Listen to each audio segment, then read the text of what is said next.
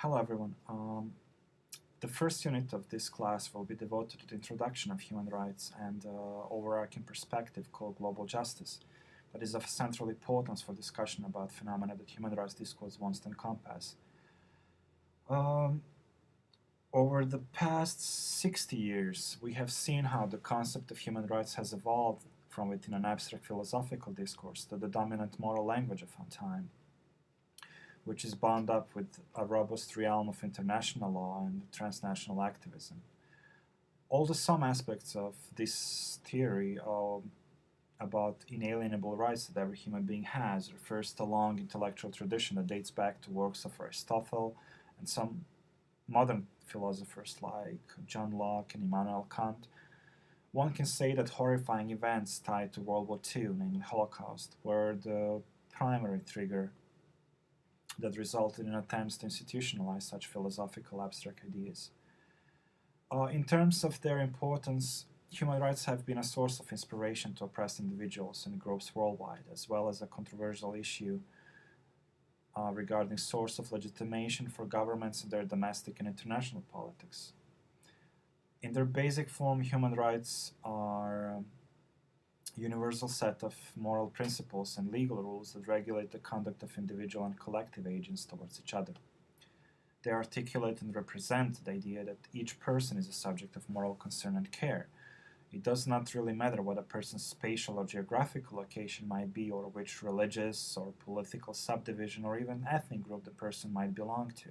Everyone has human rights, and responsibilities to protect these rights may, in principle, extend across political and social boundaries. In short, they are universal. They exist simply based upon the fact that as a human beings we have them. And this normative claim that they make upon us and upon other agents doesn't really depend on a specific type of government, specific type of religion, or even nation. So they transcend these contingent aspects of our reality.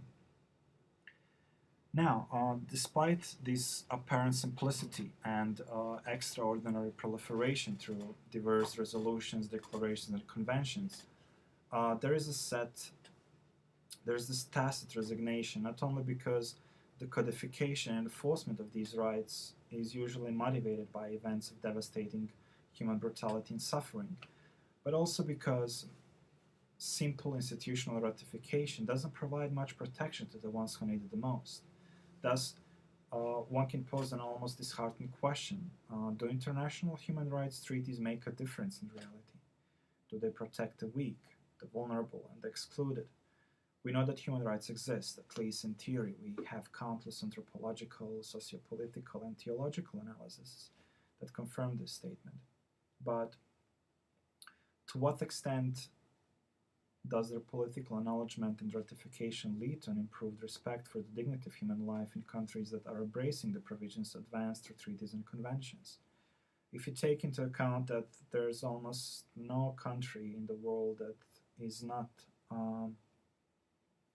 participating in United Nations and as such participating in enforcing these treaties, when we take a look what's going on the ground, it's just enough that you open the newspaper or Google the web and see about human rights violations, even here within our country. You will get this feeling of resignation that something is very wrong in this discrepancy between the aims that these set of rights want to address and want to protect, and continuous perpetual human suffering, regardless of any kind of legal or moral support that institutions may give.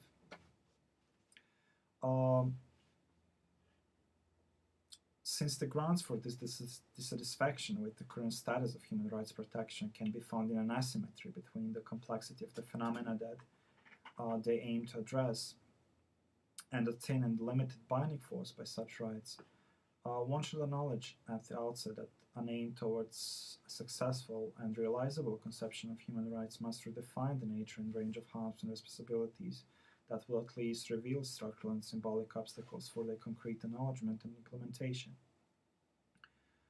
Although human rights are most often associated with violence and violations of civil and political freedoms, such as rape, torture, ethnic cleansing, or arbitrary detention, uh, one should see the real appeal to their discourse in the setting of moral and legal thresholds to what humans should have to tolerate as biological and political beings. This introduction of two different but interrelated aspects of being a human, namely human natural needs and their social freedoms, extend the claim that such thresholds make towards not only directly violent agency of other individuals or group of individuals or even institutions, but also unjust oppressive social institution specific actions of international organizations like WTO or IMF or any other kind of social, cultural, and economic forces that have a direct or indirect impact on the quality of human life, or lack thereof. Uh,